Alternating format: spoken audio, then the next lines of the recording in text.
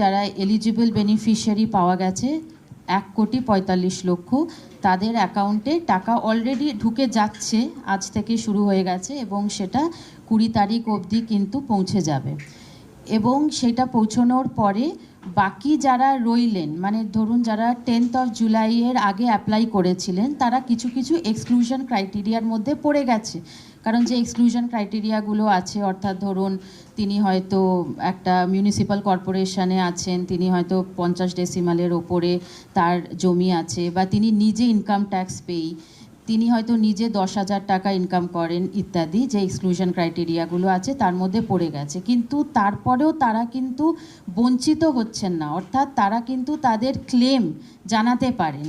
অর্থাৎ তার যদি টাকাটা না ঢোকে, তিনি একটা ক্লেম করবেন, সেই ক্লেমটাতে যদি আবার জেলা প্রশাসন সেইটাকে যদি এনকোয়ারি করে ভেরিফিকেশন করে দেখে যে উনি এলিজিবল আছেন, তাহলে কিন্তু তিনিও আবার পাবেন। অর্থাৎ কাউকে আউটরাইটলি রিজেক্ট করা হচ্ছে না। যারা পেলো তারা তো পেড, কিন্তু যাদেরটা এখন আন্ডার ভেরিফিকেশন দেখানো হলো, অর্থাৎ তারাও কিন্তু আবার ক্লেম করতে পারেন, ক্লেম করে আবার যে টাকা কিন্তু পেতে পারে যদি সেটা ভেরিফিকেশনে তিনি এলিজিবল পাওয়া যান। এইটা একটা পার্ট। আর সেকেন্ড পার্ট হলো যারা 10th of জুলাইয়ের পরে দিয়েছিল, ধরুন কেউ 25শে জুলাই অ্যাপ্লাই করেছে, কেউ 30শে জুলাই অ্যাপ্লাই করেছে, তাহলে তাদেরটাও কিন্তু এখন জেলা প্রশাসন এবং কেএমসি এরিয়ায় কেএমসি তারা কিন্তু এনকোয়ারি এবং প্রপার ভেরিফিকেশনের কাজ কিন্তু করছেন। এই প্রত্যেকটা ফর্ম কিন্তু এনকোয়ার্ড এবং ভেরিফাইড, এবং তাই তারা সেই ভেরিফিকেশন করবেন এবং সেইটা তারা 3rd week of সেপ্টেম্বর অবধি পুরো ভেরিফিকেশন কমপ্লিট হয়ে যাবে। এবং তারপরে তাদের মধ্যে থেকে আবার যারা এলিজিবল পাওয়া যাবে, তখন তারাও আবার তাদের পেমেন্টটা পাবে। এবং তারা কারোর যদি কোনো গ্রিভেন্স থাকে, সেই জন্য আমি আবার বলছি যে আউটরাইটলি কাউকে রিজেক্টেড করে দেখানো হচ্ছে না। অর্থাৎ তারা কিন্তু আবার ক্লেম অ্যান্ড অবজেকশন দিতেই পারে, হতেই পারে যে কোনো ভেরিফিকেশানে হয়তো আরেকটু ইনডেপথ ভেরিফিকেশন করতে হবে, তাহলে সেই ক্ষেত্রে ক্লেমস দিলে সেটা কিন্তু আবার ভেরিফাইড হবে এবং তিনি যদি এলিজিবল পাওয়া যান পাবেন। ম্যাডাম, এই 1,45,00,000 যে আবেদন, সেটা কি 10th জুলাই পর্যন্ত সেইটা? হ্যাঁ, তারপরেরটা এখন ইনকোয়ারি চলছে। কারণ ধরুন যারা শেষের দিকে দিয়েছেন বা কিছু, তো সব সময় তো এতজনের এইটা হচ্ছে 1,62,00,000 মধ্যে, 1,62,00,000 মধ্যে এখন আমরা 1,45,00,000কে দিলাম।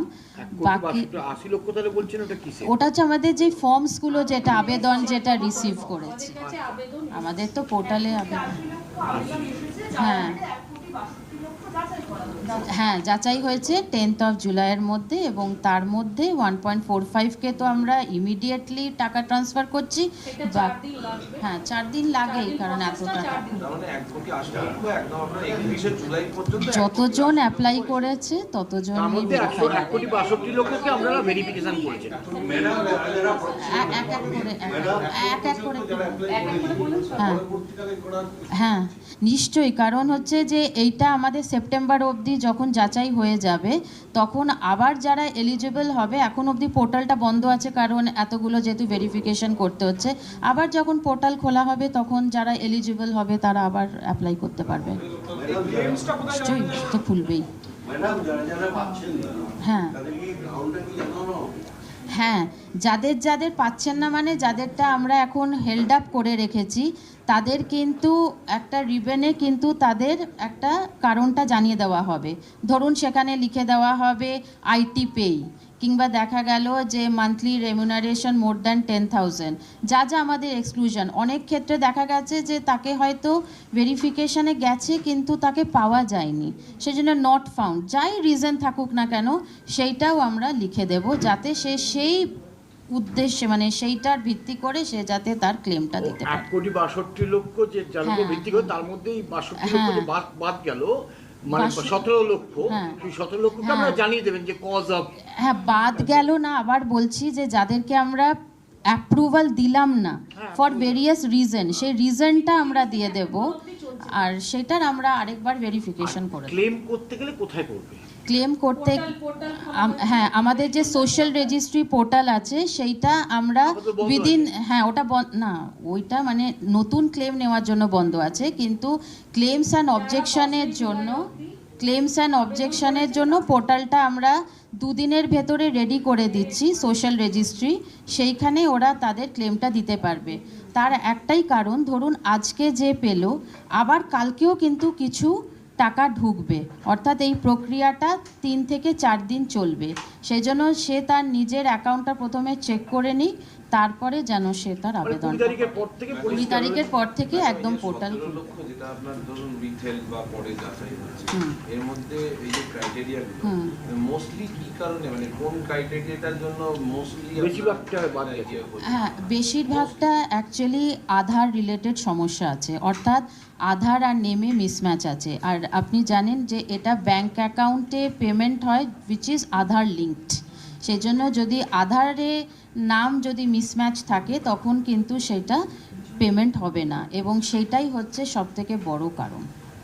যারা বাদ যাচ্ছেন তাদের জন্য একটা আলাদা করে পোর্টাল তৈরি করা হওয়ার কথা বলা হয়েছে। হ্যাঁ। সেই পোর্টালটা কবে থেকে চালু হচ্ছে? এটাই বলছি যে পেমেন্টগুলো হয়ে যাবে, পেমেন্ট হওয়ার পরে বাই 19th, অর্থাৎ আজকে 17, বাই 19th আমরা পোর্টালটা খুলে দেব, যাতে তারা তাদের আপডেটটা দেখে নেয় ব্যাংক অ্যাকাউন্টে, আস্তে আস্তে তারা যাতে ব্যাংক অ্যাকাউন্টে আপডেটটা দেখে নেয় আর করে সেই পোর্টালে ক্লেম অ্যান্ড অবজেকশনটা দিতে পারে। তো উইদিন 19th এই পোর্টালটা অন হয়ে যাবে সোশ্যাল রেজিস্ট্রি পোর্টালে।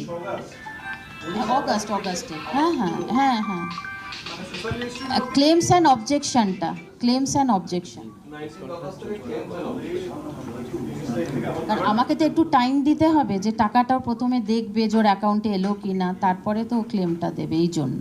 মানে একটা তো হলো যে আপনার এই আধারের জন্য, আর আর আর অন্য কি কোনো হ্যাঁ, যেমন ধরুন ও নিজেই লিখেছে যে উনি নিজে আইটি পেই, ইনকাম ট্যাক্স পেই, কিংবা হয়তো নিজে কোনো একটা সরকারি সেক্টরে আছে যেখানে 10,000 টাকার ওপরে আছে, যেটা আমরা দেখেছি।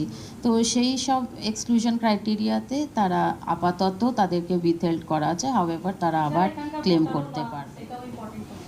সব মিলিয়ে কত অ্যাপ্লিকেশন এসেছে বা যেগুলো মানে ভেরিফাইড হয়নি বা ওইটাই বললাম যে টোটাল আমাদের আপাতত প্রায় 1.80 মতন আছে, তো 1.62 মতন তো পুরোটাই ছিল আমরা ভেরিফাই করেছি, তার মধ্যে 1.40 1.45 যাচ্ছে, বাকিটা আবার যদি ক্লেম দেয় তখন আবার ভেরিফিকেশন হবে, ভেরিফিকেশন চলতে থাকবে। এই আধারের সঙ্গে মিসম্যাচ এর সংখ্যাটা কতটা বলা যাবে? মোটামুটি প্রায় 10 লাখের মতন। 10 লাখ। হ্যাঁ। একটা বিষয় নিয়ে বিভ্রান্তি ছড়াচ্ছে যে 3টে ঘরের যে বিষয়টা, সেটা নিয়ে বিভ্রান্তি ছড়াচ্ছে যে কোন কোন এলাকার মানুষ পাবেন, বা 3টে ঘর থাকলে কোন কোন এলাকার মানুষ পাবেন, এই বিষয়টা যদি একটু ক্লিয়ার।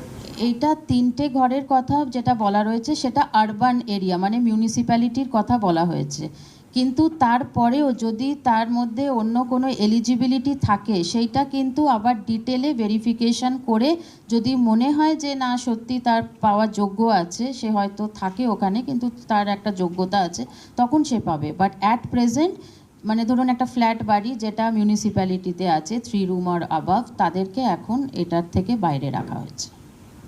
একটা জিনিস জিজ্ঞেস করানো, সেটা হচ্ছে আমরা আগেও দেখেছি যে আধার রিলেটেড সমস্যা বিভিন্ন সোশ্যাল স্কিমসের ক্ষেত্রে স্টেট থেকে ইনিশিয়েটিভ নেওয়া হয় যাতে আর কি আধারের সমস্যাগুলো মেটানো হয়। হ্যাঁ। তাহলে এই ক্ষেত্রে কি হ্যাঁ, একদমই, অনেক সময় আমরা সেটাই বলেছি যে বিডিওদেরকেও সেই মতন করেই আমরা আগেরবারেও অ্যাপ্রাইজ করেছিলাম, আরেকবার আমরা বলে দেব যে ব্যাংকের সাথে মানে লোকাল ব্যাংকেই তো তাদের অ্যাকাউন্টসগুলো, তাহলে সেই ব্যাংকের সাথে যেন একটা ফেসিলিটেশন করে দেয় লোকাল বিডিও সাহেবরা, যাতে একটা এনপিসিআই পোর্টালে আধারটা লিঙ্ক করতে হয়, যেটা কিন্তু 3 থেকে 4 মিনিটের একটা কাজ।